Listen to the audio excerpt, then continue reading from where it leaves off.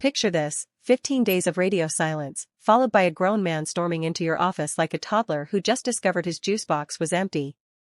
That's exactly what happened when our CTO, Blake Thornton, finally realized what the rest of us already knew: some shortcuts cost more than the scenic route. But I'm getting ahead of myself. Let me paint you the full picture. My name is Molly Barrett, and I've been Civicom Enterprises Senior Quality Assurance Engineer for 7 years. 7 years of catching bugs before they became customer nightmares, 7 years of being the last line of defense between "it works on my machine" and actual product reliability. Think of me as the corporate equivalent of a smoke detector, not glamorous, often ignored, but absolutely essential when things go sideways. Blake Thornton arrived 6 months ago with the kind of swagger that screams, "I've revolutionized 3 startups you've never heard of." His LinkedIn profile read like a greatest hits album of tech buzzwords, and his first company meeting felt more like a TED talk about agile disruption and lean optimization. The man could turn a coffee order into a dissertation on workflow efficiency. Our latest project was Sidelining, a client management platform that promised to streamline communication for municipal governments.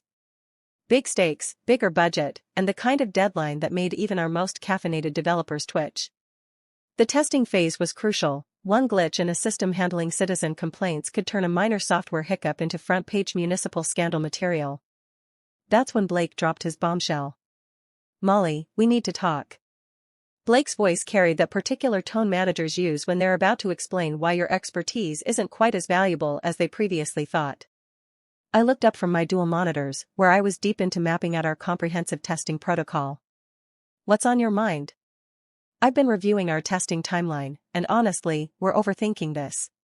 Sidelining is pretty straightforward: basic CRUD operations, standard API calls. We don't need the full Barrett treatment." The full Barrett treatment. That's what they called my methodical approach to quality assurance: load testing, edge case analysis, user journey mapping, security vulnerability scans. Apparently, thoroughness had become a personality quirk rather than a professional asset. "Blake, municipal software isn't exactly forgiving territory. One data breach or system crash, and we're not just dealing with angry users, we're dealing with taxpayers and local news stations." He waved dismissively, like he was swatting away an overly persistent fly. "It's just routine checks, Molly. Also, you take too much time. The development team is confident in their code quality, and honestly, we can't afford to spend 3 weeks finding problems that probably don't exist." I didn't argue. Years in this business teach you to recognize when someone has already made up their mind and is simply going through the motions of consultation. Blake had that look, the glazed expression of someone who's already mentally moved on to the next agenda item. Instead, I nodded slowly. "I understand. What's the new timeline?" "Development wraps Friday, basic functionality tests over the weekend, deployment the following Monday. Clean, efficient, professional. About as stable as a house of cards in a wind tunnel, but who was I to question revolutionary startup wisdom? Here's the thing about being sidelined: it gives you plenty of time to prepare for the inevitable. While Blake's abbreviated testing team ran their routine checks, I spent my newly free hours doing something that might seem petty but felt perfectly reasonable: documentation. I meticulously recorded our conversation, noting his specific dismissal of comprehensive testing protocols. I documented the standard industry practices that were being bypassed. I created a detailed risk assessment outlining potential failure points in municipal software systems.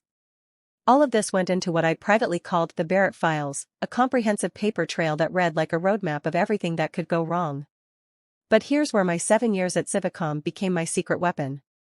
I knew our company's quality assurance protocols weren't just suggestions, they were contractual obligations with our municipal clients. Section 12.3 of every government contract explicitly required comprehensive third-party testing by certified quality assurance personnel before deployment. Blake, in his enthusiasm to streamline everything, had apparently missed that particular detail. And I, in my professional thoroughness, had neglected to remind him. Sometimes the most powerful move is the one you don't make. Monday morning arrived with the kind of crisp autumn energy that makes you believe everything might actually work out perfectly. Sidelining launched smoothly. Blake sent a company-wide email about efficient project delivery, and for approximately 6 hours, his streamlined approach looked like genius rather than recklessness. Then the phone call started. First, it was Millbrook Township reporting that their system was randomly deleting citizen complaint records. Nothing major, just 3 months of carefully documented public concerns vanishing into digital oblivion. Next came Riverside County, where the platform was somehow sending automated responses to noise complaints that read like error messages from a debugging session. By Wednesday, we had 7 different municipalities experiencing various flavors of system failure, each more creative than the last. The crown jewel was Oakdale City, where Civicom had somehow merged their parking violation database with their marriage license records, resulting in congratulatory letters being sent to people whose cars had been towed. Blake's confidence began showing cracks around the edges. I watched him pace past my office, phone pressed to his ear, using phrases like temporary glitches and minor configuration issues with the desperate enthusiasm of someone trying to convince himself as much as his listeners. Thursday afternoon, the dam burst completely. Blake's entrance into my office wasn't a knock, it was more like a controlled detonation of professional panic. His usually pristine appearance looked like he'd been wrestling with a particularly vindictive printer, and his eyes had that wild look of someone who's just realized they've been playing chess while everyone else was playing checkers. "Why didn't anyone find these defects?" he shouted, slamming a printed stack of bug reports onto my desk with enough force to make my coffee mug jump. "We have 7 municipalities threatening to terminate their contracts, our legal team is fielding breach of service claims, and somehow nobody caught any of this during testing?" I looked up from my computer with the kind of calm that comes from watching a disaster unfold exactly as predicted. "That's a great question, Blake. What testing protocols were used?" "The standard ones. Basic functionality, core features, user interface checks, all the routine stuff you would have done anyway." "Ah." I leaned back in my chair, choosing my words with the precision of a surgeon. "So no load testing to see how the system handles multiple concurrent users? No edge case analysis for unusual but predictable scenarios? No security vulnerability scans for sensitive municipal data?" Blake's face went through an interesting color progression, pale confusion, flushed realization, then a sickly green that suggested his stomach was catching up with his brain. "Those weren't necessary for a straightforward deployment," he said, but his voice lacked its usual conviction. "Blake, I need to ask you something, and I want you to think carefully before answering." I pulled up my computer screen, where I'd been reviewing our municipal contracts all morning. "Did you review the quality assurance requirements in our government contracts before making the decision to streamline testing?" The silence that followed was the kind of quiet that precedes either profound wisdom or spectacular disaster. In Blake's case, it was definitely the latter. "What quality assurance requirements?" Sometimes the most satisfying revenge is simply letting consequences unfold naturally, like dominoes arranged by someone else's poor decisions. I didn't need to sabotage Blake, he'd already done that himself with remarkable efficiency. Over the next week, I watched our legal team explain to increasingly frustrated municipal clients why their comprehensive quality assurance protocols had somehow missed problems that any thorough testing would have caught. I listened to Blake field phone calls that began with professional courtesy and ended with thinly veiled threats of legal action. Wednesday brought the first lawsuit, Millbrook Township filing a breach of contract claim for $280,000 in damages. Their mayor, a sharp-tongued woman named Catherine Mills, held a press conference where she specifically mentioned Civicom's inexcusably negligent quality control processes. The local news picked it up, and suddenly our company name was trending on social media for all the wrong reasons. Blake's attempts at damage control resembled a man trying to plug a dam with his fingers while the water level kept rising. He scheduled emergency calls with each affected municipality, promising rapid fixes and comprehensive solutions. The problem was, every promise required admitting that the original testing had been inadequate, a catch-22 that tied him in increasingly visible knots. Thursday's developments read like a masterclass in professional unraveling. Our largest client, Metro County Regional Authority, sent a formal notice of contract review, suggesting they were considering termination of their 3-year, $2.1 million agreement. Their IT director, James Wong, specifically requested a detailed audit of our quality assurance processes, the very processes Blake had declared redundant just weeks earlier. The coup de grace came during Friday's emergency board meeting, where Blake attempted to explain how our lean optimization approach had somehow overlooked contractual obligations worth 6 figures in penalties. I wasn't in that meeting, but office acoustics have a way of carrying raised voices, especially when someone's trying to explain why standard industry practices weren't actually standard enough. What I did hear, quite clearly, was CEO Amanda Foster's voice cutting through Blake's explanations like a laser through fog. So you're telling me that our senior quality assurance engineer, someone with 7 years of experience and an impeccable track record, recommended comprehensive testing, and you overruled her because it took too much time? The silence that followed was deafening. Monday morning arrived with the kind of tension that makes elevator rides feel like medieval torture. Blake's usual confident stride had been replaced by the furtive scurrying of someone who knows the axe is about to fall. His office door, normally open in a display of accessible leadership, remained firmly closed while he fielded what sounded like increasingly desperate phone calls. The writing wasn't just on the wall, it was painted there in neon colors with fireworks attached. By Tuesday, the whispers had started. You know how it is in corporate environments, information travels faster than gossip, and gossip travels at the speed of light. Word was that the board had called an emergency meeting, that heads were going to roll, and that Blake's revolutionary approaches were about to become someone else's cautionary tale. Wednesday brought the official announcement. Blake Thornton was no longer with the company, effective immediately. The memo, crafted with the surgical precision that only legal departments can achieve, thanked him for his brief but impactful tenure and emphasized Civicom's renewed commitment to industry-leading quality assurance standards. I was reading this announcement when my phone rang. Unknown number, but something about the timing felt significant. Molly Barrett? This is Rebecca Cruz from TechFlow Solutions.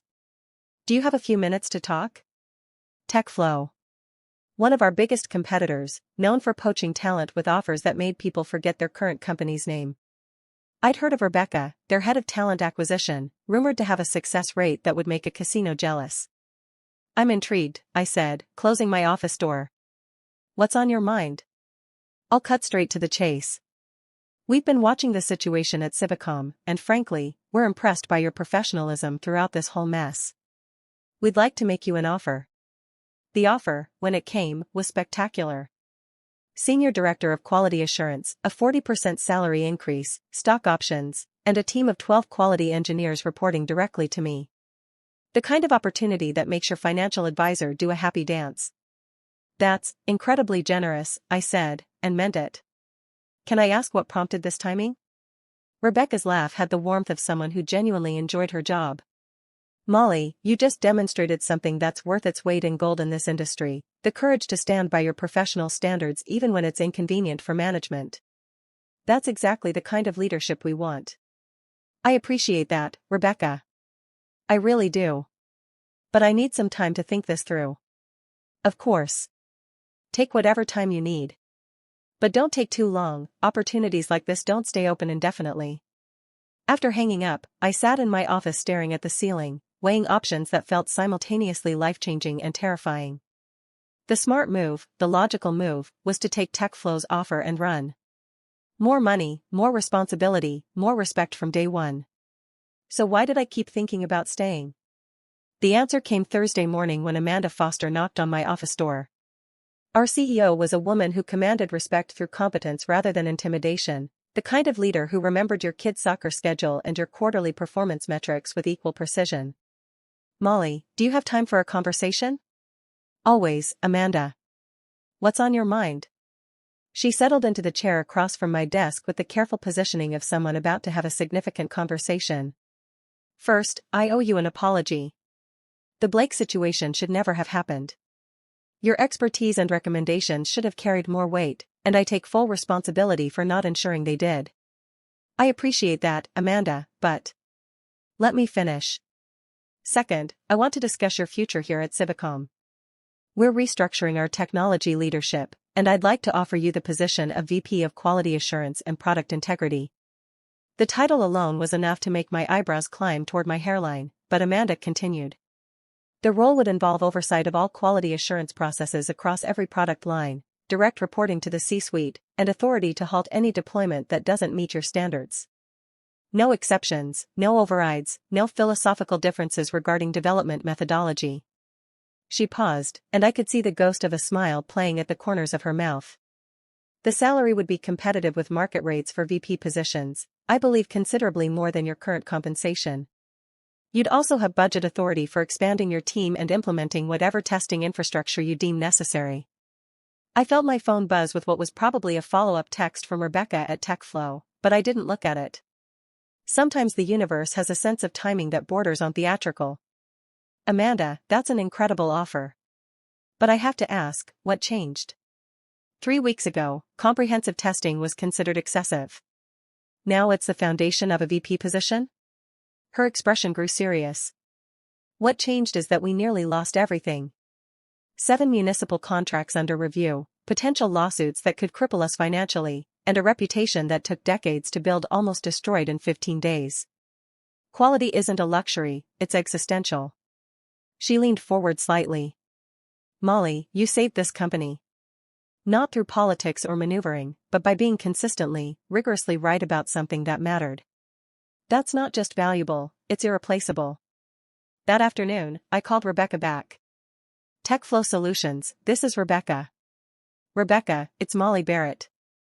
I wanted to follow up on your offer. Excellent. I hope you've had time to consider the opportunity. Are you ready to discuss next steps? Actually, I'm calling to respectfully decline your offer. The pause that followed was the sound of a seasoned recruiter recalibrating her understanding of the conversation. I see. May I ask what changed your mind? If it's about compensation, we might have some flexibility. It's not about money, Rebecca. Your offer was incredibly generous, and I'm genuinely flattered by your confidence in me. But sometimes the best opportunity isn't the one that pays the most, it's the one where you can have the most impact. I respect that decision, Molly. Though I have to say, TechFlow's loss is definitely Civicom's gain. After ending the call, I walked down the hall to Amanda's office. Her assistant waved me through, and I found Amanda reviewing what looked like organizational charts spread across her conference table. I've made my decision about the VP position, I said. She looked up with the expression of someone trying to read tea leaves in a coffee cup. And? I accept. But I have some conditions. Her smile was immediate and genuine. I'd be disappointed if you didn't. What do you need? First, I want the authority to establish quality gates that can't be overridden by anyone except you. Second, I need budget approval for a comprehensive testing infrastructure upgrade. Third, every new hire in technical leadership gets quality assurance training, mandatory, no exceptions. Done, and absolutely done. Anything else? One more thing. I want Blake's dismissal to become a case study for our management training program. Not to humiliate him, but to ensure this never happens again. Sometimes the most expensive lessons are the most valuable ones. Amanda nodded slowly. That's actually brilliant. Turn the whole disaster into institutional learning. Exactly. Failure is only worthless if you don't learn from it. My first day as VP of Quality Assurance and Product Integrity began at 6:30 a.m. with coffee strong enough to wake the dead and a to-do list that looked like a novel's table of contents. The corner office that came with the promotion still smelled faintly of the previous occupant's designer cologne, but I'd already started making it mine, whiteboards covered with testing matrices, a bookshelf filled with industry standards manuals, and a coffee mug that read, "Quality is everyone's job, but some of us get paid for it." My first official act was hiring 2 additional senior quality engineers and promoting Jake Martinez, one of our most thorough testers, to lead the automated testing initiative. My second act was instituting what I privately called the Blake Protocol, a comprehensive review process that required sign-off from quality assurance before any product could progress to the next development phase. The irony wasn't lost on me that the same thoroughness Blake had dismissed as taking too much time was now the cornerstone of our entire development philosophy. But that's the thing about quality assurance, we're like insurance policies. Nobody appreciates us until they need us, and by then, it's either too late or incredibly expensive.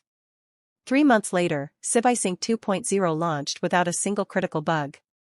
6 months after that, we'd not only retained all our municipal clients but had signed 4 new contracts worth a combined $1.8 million. The Metro County Regional Authority, instead of terminating their agreement, extended it for an additional 2 years and specifically cited our industry-leading quality assurance processes in their renewal announcement.